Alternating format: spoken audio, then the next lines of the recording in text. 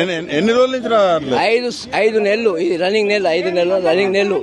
ఎంఏనో పని చేస్తా, 5 నెలలు జీతం లేదు. మా పిల్లలు ఉన్న 4 స్కూల్లో చదువుతారు, రూమ్ కిరాయి వెళ్ళాలా, మా బతికి ఈ వయసులో కూడా ధర్నాలకు వస్తున్నావు నువ్వు? కొట్టాలంటే అందరు యూనియన్ ప్రెసిడెంట్ చెప్పిండు రమ్మని అందరికి. బాకీలు తీసుకొని వచ్చినాం, పైసలు లేకుండా బండి కిరాయి లేకుండా ట్రైన్ తోనే వచ్చినాం. 15 మంది వచ్చినాం, 15 మంది జీతాలు లేకపోతే ఎట్లా గడుస్తుంది? ఏం చేస్తాం? ఆడ బాకీలు చేసి గడుపుతాం. బాకీలు వాళ్ళ కదా, రూమ్ ఖాళీ చేయమని చెప్తున్నారు. ఎట్లా ఖాళీ చేస్తారు? ఏం చెప్తుంది గవర్నమెంట్? అసలు మీ పట్ల 5 నెలలు అంటే ఏంది సార్? ఎట్లా బతుకుతారు? ఎట్లా బతుకు చెప్పండి. అంటే మీరే వెన్నుముక లాంటి వాళ్ళు. ఎందుకంటే మీరు రోజు డ్యూటీలు చేస్తేనే ప్రజలు కూడా మంచిగా ఉంటారు. రెగ్యులర్ వాళ్ళు కరెక్ట్ జీతం వస్తుంది, మాకు అవుట్ సోర్సింగ్ వాళ్ళకి ఎందుకు రాదు?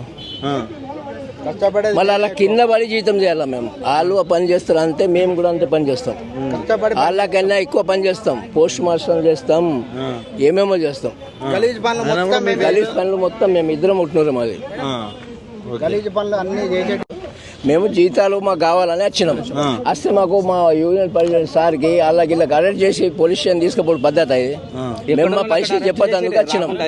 మాకు జీతాలు కావాలా, మాకు ఎంత వస్తే అంత జీతం ఇవ్వండి, మాకు ఎక్కువ ఇస్తే ఎప్పుడు దేవుడు ఎప్పుడు ఇస్తే అప్పుడు కనుక్కుంటారు. కానీ మాకు అచ్చడి జీతమే ఇవ్వండి అని వస్తే అరెస్ట్ చేసి తీసుకుపోతున్నారు. మేము ఏమైనా లొల్లి చేస్తున్నామా? గవర్నమెంట్కి ఏమైనా కొడుతున్నామా? అడిగేది మా జీతమే పెంచుతానే 2 సంవత్సరాలు. అవుట్ సోర్సింగ్ ఉద్యోగులకు హాస్పిటల్ ఎక్కువ పనిచేసేటోళ్ళు వాళ్ళే అని రేవంత్ రెడ్డి ఫస్ట్ మాట అదే చెప్పిండ్రు. మేము గెలిపించింది తప్పు అయిపోయింది కాంగ్రెస్కి, అంతే.